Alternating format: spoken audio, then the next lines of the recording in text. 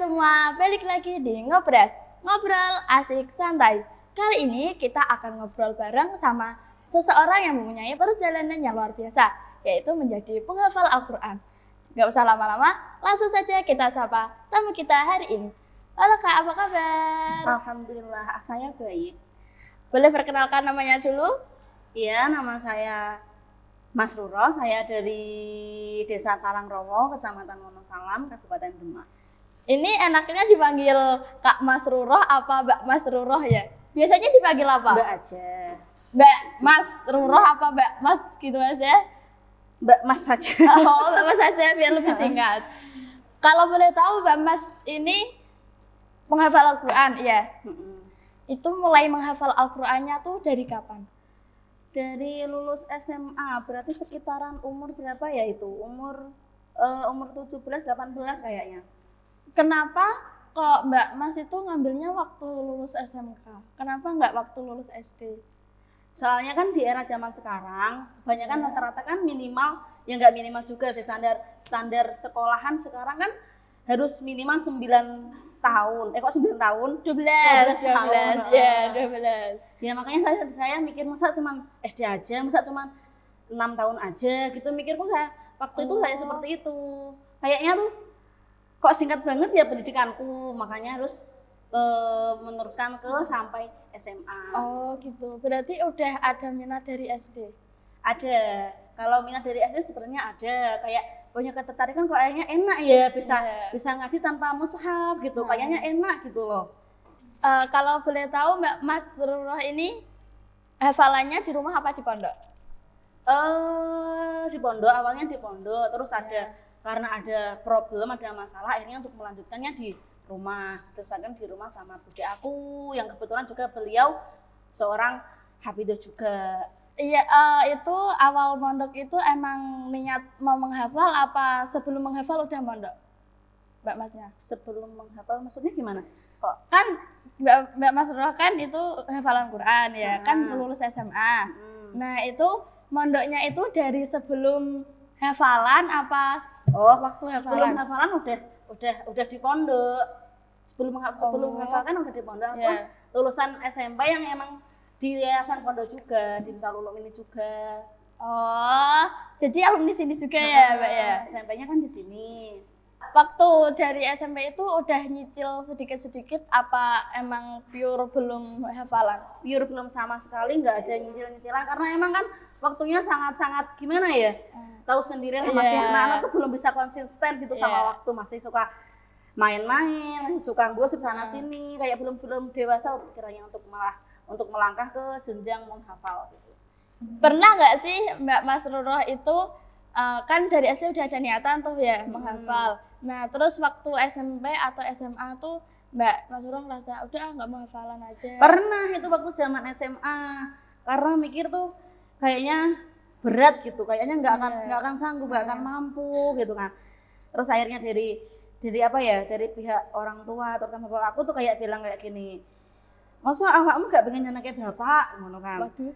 Makanya aku kayak bener-bener tamar waktu itu kan aku pengennya kan kuliah atau nggak ada angan-angan buat ngapalin, terus aku pengennya kuliah. Kayaknya tuh gimana ya, kayak orang tua aku kayak kurang suka kalau aku ngambil di kuliah, sukanya ya aku ya harus terjun ke Quran, ya nggak harus juga sih, maksudnya tuh beliau inginnya tuh aku tuh mondok gitu aja, mondok tuh udah seneng gitu lah. Aku mikir kayak nggak ada tertarik buat di salaf gitu, makanya ya udahlah diambil di Quran gitu.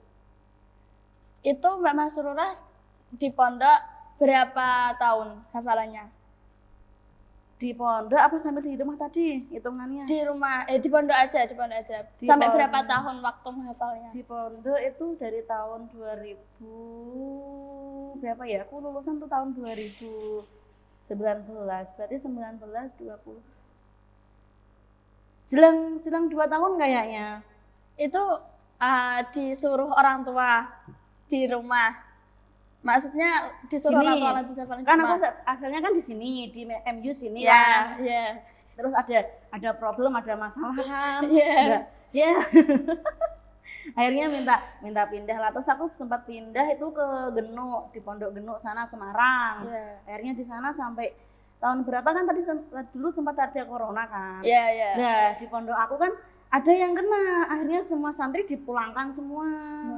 Akhirnya terus kayak ibu aku tuh mikir nanti gimana ya Qurannya nggak jalan-jalan kalau di rumah kelamaan gitu. Terus akhirnya ibu aku bilang apa setor saja sama Bude gitu. Akhirnya aku cobalah terus sama Bude lah kok nyaman. Akhirnya ya udah diterusin di rumah aja terus nggak balik lagi ke pondok. Oh gitu ceritanya.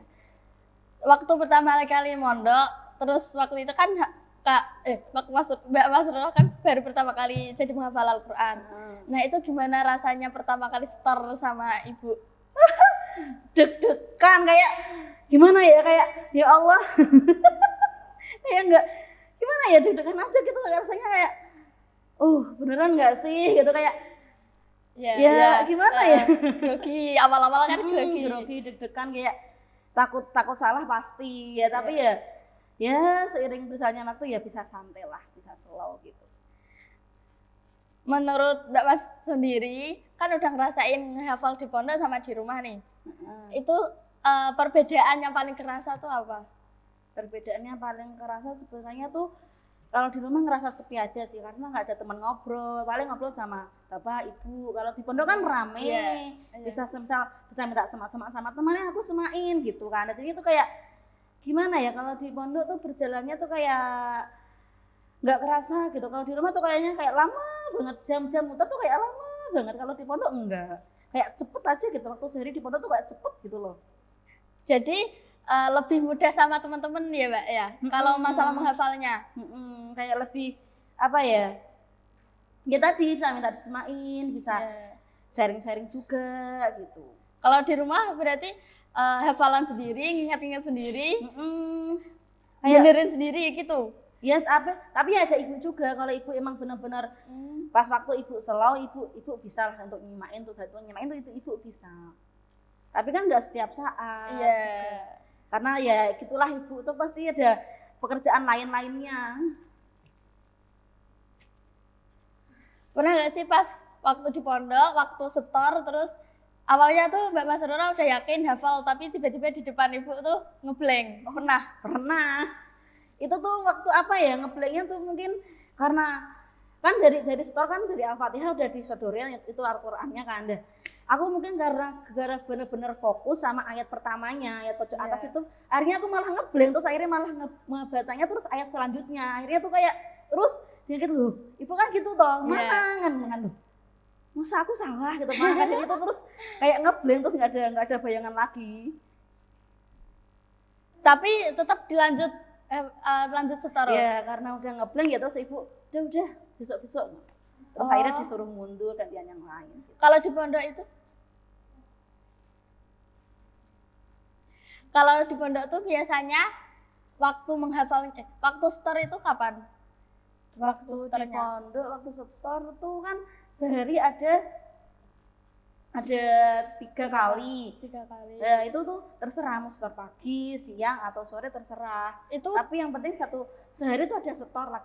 Oh, jadi setiap hari harus setor? Setiap hari harus setor. Minimal berapa, Mbak? Minimal satu kaca itu tuh.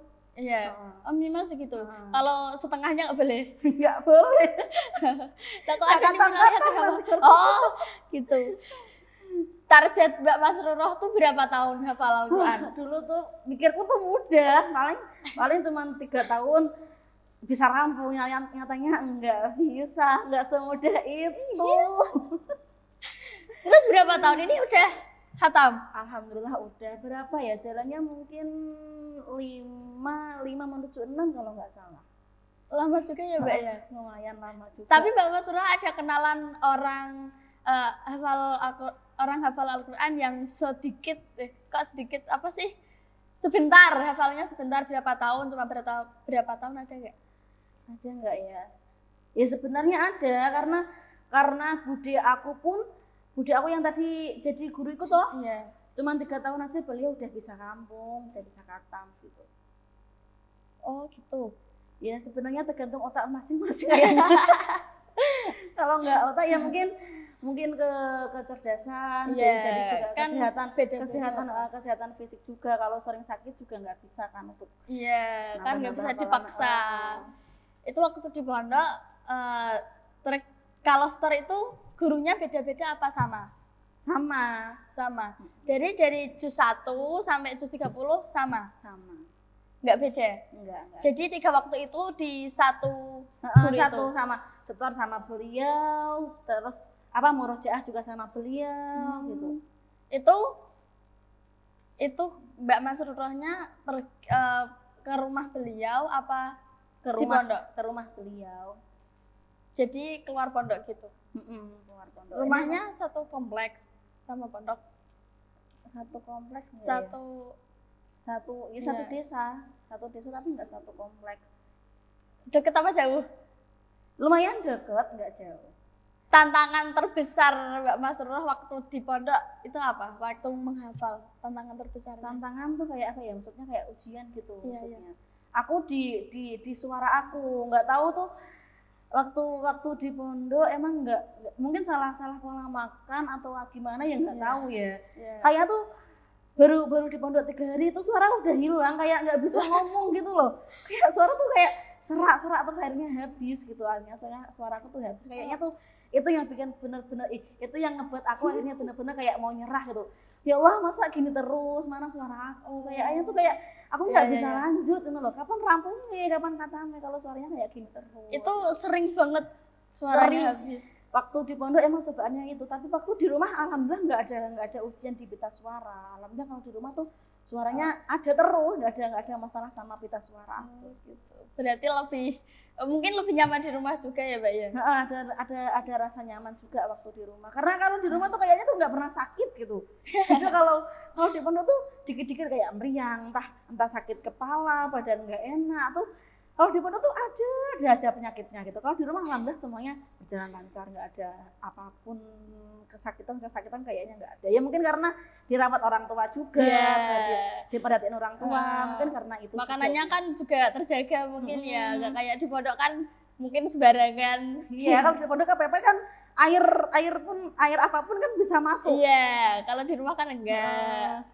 Itu kalau di pondok waktu sakit nih ya, Mbak Masruroh kan sering sakit tuh di pondok. Itu Mbak Masruroh masih ngafalin apa berhenti dulu? Kalau buat nambah setoran kayaknya berhenti. Kalau tapi untuk murojaah ya bisalah sedikit-sedikit. Kalau emang benar-benar nggak sakit parah ya bisalah untuk murojaah waktu walaupun cuman 1/4 ya 1 juz gitu ya harus diluangin lah sedikit-sedikit gitu waktunya. Pernah nggak sih Mbak Masruroh waktu sakit sakit parah. Nah itu sampai ada yang lupa ayat-ayat kemarin yang dihafal. Pernah? Kalau untuk hafalan yang memang benar-benar yang belum benar-benar kuat di kepalanya bisa hilang, karena kalau baru dihafalin 1 kali 2 kali itu emang udah ada di pikiran, tapi kalau nanti dibuat kadang tuh dibuat mandi, dibuat makan tuh bisa hilang, harus kayak memulai lagi. Makanya tuh kalau udah jadi kalau minta disemain teman tuh ada sedikit bayangan ayatnya gitu. Harus semakin pokoknya. Sebelum kegiatan lainnya pokoknya harus minta disemain dulu buat nambah kayak ingatan gitu loh. Oh, ya. Gini. Aku bingung soalnya aku kayak yo ngene yo bisa ngene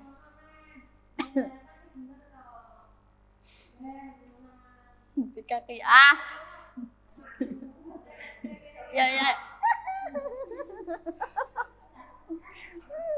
pokoknya kayak 15 menit loh. Jangan apa-apa, wis bingung ngene iki 15 menit. Kalau masalah fokus hafalan itu Mbak Masruroh lebih fokus di rumah apa di pondok? Kalau masalah fokus sebenarnya gimana ya? Lebih fokus gimana ya? Tergantung waktunya sih. Kalau di pondok waktu sepi ya juga bisa buat fokus. Tapi kalau rame kan di pondok kan ada campur sama pelajar tuh, kalau pelajar pembalah ya Allah sumpek ya. Kayak tuh harus ya itu nggak bisa ngebuat fokus. Tapi kalau di waktu-waktu kayak tengah malam itu bisa untuk fokus. Biasanya kalau di pondok Mbak Masruroh sering ngafalnya waktu apa? Waktu sebelum subuh habis tahajud itu kan waktu sepi hening itu biasanya nambahnya waktu itu. Kalau nambah biasanya berapa ayat minimal? Minimal kalau untuk aku mungkin setengah lembar dulu. Setengah dulu kan sehari harus setor satu kaca lah. Mungkin itu harus setengahnya dulu lah, minimal harus segitu gitu. Itu kalau nggak ada segitu ya harus dipaksain, harus bisa gitu. Oh, berarti itu target Mbak Masrurah sendiri. Target dari aku sendiri gitu. Kan pasti ada masa haid ya Kak ya. Itu masih tetap store. Kalau nggak ada setor sama ibu nggak ada. Kalau waktu haid nggak ada. Tapi kalau istihadah harus tetap setor, kan istihadah hukumnya kayak suci gitu, masih boleh ngaji. Tapi kalau haid nggak bisa. Tapi untuk keseharian ya harus diterus juga. Oh gitu. Jadi tetap murojaah sendiri. Cuman bedanya emang nggak setor gitu. Oh. Kalau haid itu harus izin nggak, Mbak? Nggak izin sama punya, tapi nanti kan ada daftar absennya. Iya. Nanti ada keterangan haid gitu. Kalau sakit S. Kalau sakit S ya. Kalau izin I. Loh, Mbak Masrurah pernah izin? Pernah mungkin waktu sambangan, waktu ibu ke pondok, waktu orang tua aku pondok nanti juga izin juga I gitu.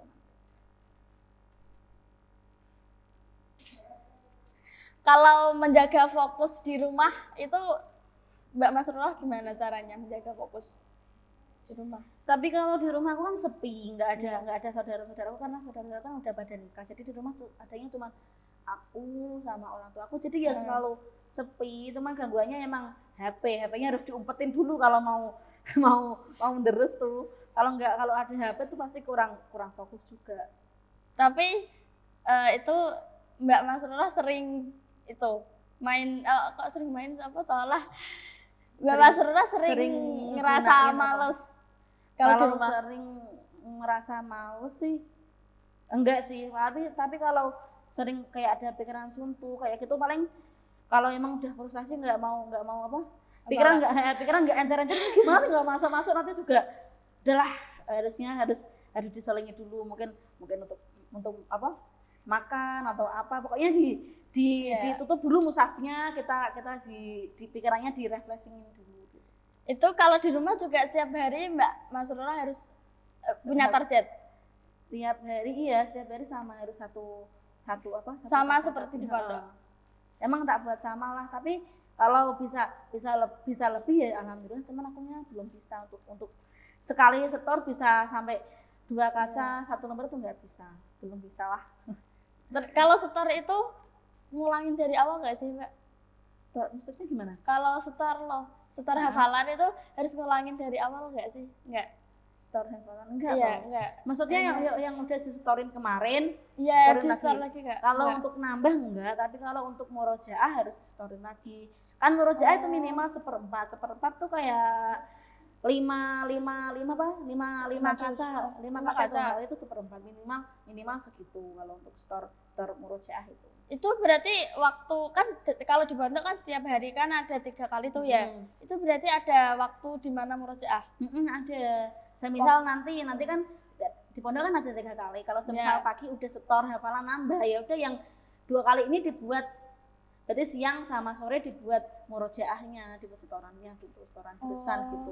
Itu dari awal dari juz 1 apa dari juz 1? Dari juz 1. Tapi dari juz 1 itu minimal dulu kan kayaknya waktu itu tuh sampai 3 juz tuh nambah terus nggak ada setor murojaah nggak ada. Harusnya tuh kayak nambah terus lalu waktu udah nyampe 3 juz baru ada murojaah gitu, 1/4 gitu. Pernah nggak waktu Mbak Masrurah murojaah tuh ngeblank? Pernah? Ada yang ngeblank? Kalau untuk murojaah kayaknya pernah nggak ya? Nggak ada. Kalau murojaah nggak ada yang ngeblank. Kan murojaah kan udah pernah disetorin, udah jadi kayak ada di pikiran udah ada bayangan gitu. Jadi nggak bener-bener lupa gitu enggak. Ada nggak ayat yang bener-bener Mbak Masrurah kalau baca tuh sulit banget sampai hafalnya tuh sulit banget? Ada nggak ya? Sebenarnya sih ada. Kayak semua ayat di Al-Qur'an susah. Cuman waktu pertama kali ngebaca mungkin agak sulit lah di lidah, tapi kalau nanti dibaca terus berulang-ulang akhirnya tuh kayak mudah-mudah sendiri. Kayaknya tuh ketika kesulitan tuh bisa hilang kalau kita benar-benar tekun, kalau kita mau bersungguh-sungguh kayaknya kesulitan akan hilang gitu. Jadi pernah sering tapi ya nggak sering juga, tapi ya pernah lah gitu. Kayak di surat Ar-Rahman itu kan sebenarnya kan kalau mau dibuat Ar-Rahman kan ada yang mengatakan tuh sebenarnya mudah karena kan Fabi ayat itu semua kan, cuma kan yang ngebikin surat kan kita harus benar-benar habis ini Fabi ayat apa ya, habis ini apa ya, harus benar-benar ingat karena Fabi ayat terus gitu. Waktu pertama kali store sama ibu gimana sih perasaan Mbak Mas habis store kayak lega plong gitu. Tapi nanti kan ada waktu kalau belum emang setornya belum lancar, ya ibu minta aku tuh besok diulang lagi ya yang ini. Tapi kalau diulang biasanya bisa nambah 1 kaca lagi. Akhirnya sekali setor nambah tuh bisa satu lembar atau 2 kaca gitu. Tapi yang satu tadi kan ngulangin yang kemarin karena kemarin belum bisa lancar. Tapi kalau setornya cuma yang kemarin belum lancar boleh? Boleh, nggak apa-apa. Yang penting ngaji, yang penting setor gitu. Menurut Mbak Mas Roro sendiri itu antara menghafal dan menjaga itu lebih sulit yang mana? Menjaga sih, kalau gimana ya? Tapi menjaga kalau yang emang benar-benar udah di kepala ya alhamdulillah nggak ada yang hilang-hilang. Tapi kalau untuk menjaga yang memang belum benar-benar di kepala ya nanti hilang. Jadi ya sebenarnya lebih sulit menjaga karena menjaga kalau kita belum benar-benar ada di pikiran, kayak menjaga tuh kayak derasnya tuh kayak nambah gitu. Kalau di pondok Mas Roro hafalannya seringnya di mana? Tempatnya seringnya di apa ya? Kalau sekarang kayaknya di pondok udah nggak ada deh bangunan waktu kayak kotak-kotak itu loh, depan musola itu loh. Nah, biasanya di situ. Waktu di pondok pernah nggak sih Mbak Mas Roro ngerasa minder lihat hafalan temennya lebih cepat, apa lebih banyak gitu loh? Ya pernah lah, kayak yang teman satu angkatan, kayak kalau dia kayak hafalannya lebih banyak dari aku, pasti ada kayak ngerasa minder sih gitu. Waktu yang gimana ya? Pikiran orang kan beda-beda. Aku paling minder tuh sama orang yang kayaknya beliau tuh tidur terus kegiatannya, tapi waktu setor tuh bisa gitu. Sedangkan aku kayaknya udah berusaha mati-matian tapi kok nggak bisa. Kayaknya aku lebih minder sama yang gitu, kayak lebih iri gitu, kok dia bisa ya gitu. Tapi ada yang kayak gitu teman aku. Kayaknya tuh dia tuh tidur tapi waktu pegang Al-Quran baru setengah jam gitu udah lancar, udah bisa, udah berani maju gitu. Ada yang kayak gitu. Itu di pondok Mbak Mas yang Miftahul Ulum apa yang di Miftahul Ulum ini? Kalau yang di baru? Kalau yang baru kayaknya nggak ada yang secepat itu deh kayaknya. Emang teman aku yang satu tuh bener-bener cepet banget, nyantolnya tuh cepet banget pikirannya tuh. Kalau di pondok yang baru? Yang di Miftahul Ulum tadi? Enggak, maksudnya kalau di pondok yang baru itu pondok khusus Quran apa? Kalau di pondok yang baru itu khusus tahfidz, khusus untuk Al-Quran. Jadi nggak ada pelajar, nggak ada salaf, nggak ada. Jadi perbedaan pondoknya terasa banget. Terasa banget dan lebih enak kalau buat ngafalin tuh sebenarnya tuh di pondok yang khusus Al-Quran gitu. Itu waktu setornya berapa kali dalam sehari? Kalau waktu di pondok khusus Al-Quran tuh cuman 2 kali aja, pagi sama sore. Itu juga murojaah sama kalau pagi emang khusus murojaah. Kalau pagi kan waktunya itu kan banyak, bisa sampai zuhur. Kalau sore nggak bisa, sore kan waktu habis asar terus nanti maghrib. Jadinya kalau sore harus dibuat untuk nambah, kalau siang dibuat untuk murojaah tadi. Jadi Mas Roro waktu di pondok baru itu ngelanjutin hafalan dari yang kemarin di pondok ngelanjutin, tapi ya harus tetap dari juz 1 setornya. Oh, gitu. Jadi nggak bisa langsung nggak bisa. Harus mulai dari juz 1 lagi. Kayak ibu tuh kayak emang bener-bener ini anak udah bener sampai segini belum gitu. Memastikan ya. Makanya harus setor dari juz 1. Kalau Mbak Mas Roro lagi males hafalan tuh gimana cara ningkatin semangat lagi biar biar bisa hafalan lagi, biar semangat lagi? Kalau biar semangat tuh waktu di pondok ya harus ingat-ingat orang tua sih. Kalau ingat orang tua pasti bikin kita semangat lagi. Ya Allah, orang tua aku udah di rumah udah kayak gitu, udah banting tulang untuk nyambangin anaknya di pondok. Masa di pondok mau leha-leha, masa mau tiduran terus gitu. Jadi faktor utamanya dari orang tua. Dari orang tua. Faktor untuk bisa ngembangin semangat lagi dari orang tua. Waktu di pondok pernah ada gak sih momen lucu yang dirasain Mbak Masrurah yang nggak lupa sampai sekarang sama temen? Apa ya, ini soal hafalan atau soal apa? Ya di pondok, nggak harus hafalan tapi di pondok. Ada nggak ya momen lucu yang sampai sekarang? Kayaknya nggak ada yang bener-bener lucu, kayaknya nggak ada deh. Kalau momen yang bener-bener diingat Mbak Masrurah sampai sekarang apa? Waktu di pondok lama ya, pondok lama, nggak yang di pondok yang di Tanggung tuh. Hal yang paling ngebuat aku ingat ya waktu aku sakit lah, kayak teman aku ngerawat aku, teman aku ngejaga aku, dia bikin aku ingat sampai sekarang, ya Allah dia tuh baik banget teman aku gitu. Pesan apa sih yang Mbak Masrurah kasih sama untuk orang-orang yang lagi menghafal Al-Quran? Pesannya sih jangan pernah menyerah, harus terus semangat. Pokoknya gimana ya, jangan ojo mentas saurungnya tuntas, ojo mandek saurungnya rampung. Kayaknya tuh apa ya, pesannya harus semangat, jangan nyerah gitu. Meskipun sulit, kayak ngerasa diri nggak mampu, kayaknya aku nggak mampu, tapi ingat kalau kita tuh bisa gitu. Nggak ada yang mustahil, nggak ada yang buat kita gagal kalau kita mau berusaha, kalau kita mau terus-terusan untuk tekun terus pasti bisa rampung gitu. Menurut Mbak Masrurah sendiri, apa sih arti penghafal Al-Quran itu apa sih? Arti penghafal Al-Quran itu kayak apa ya? Kayak orang yang bisa ngebawa Al-Quran dalam ingatannya, dalam pikirannya, kayak gimana ya? Arti Al-Quran kayak hamil Quran, orang yang membawa Al-Quran, orang yang mengandung Al-Quran gitu. Ada gak sih motivasi dari gurunya Mbak Masrurah yang Mbak Masrurah ingat sampai sekarang waktu hafalan? Motivasinya sih apa ya? Yaitu ojo nyerah dulu, semangat, tenanan. Motivasinya pokoknya ya jangan menyerah gitu, pokoknya sing sabar gitu. Waktu ujian, walaupun ujiannya banyak ya sing sabar, sing tenanan. Gimana sih perasaan Mbak Masrurah waktu Mbak Masrurah udah hafal sampai 30 juz?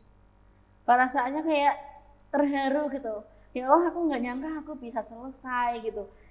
Kan waktu dulu nyampe di 5 juz 5 tuh kayak aku pengen berhenti, aku nggak pengen nerusin ini gitu. Jadi waktu bisa benar-benar selesai, kayak pertama tuh kayak nggak nyangka aja, ya Allah akhirnya aku berhasil gitu. Kayak emang benar ya kata aku, nggak ada yang mustahil kalau kita mau benar-benar usaha pasti akan bisa berhasil gitu. Kok Mbak Masrurah pernah waktu juz 5 ya tadi ya? Waktu juz 5. Oh, waktu masih juz 5. Kok kepikiran buat nyerah, kenapa?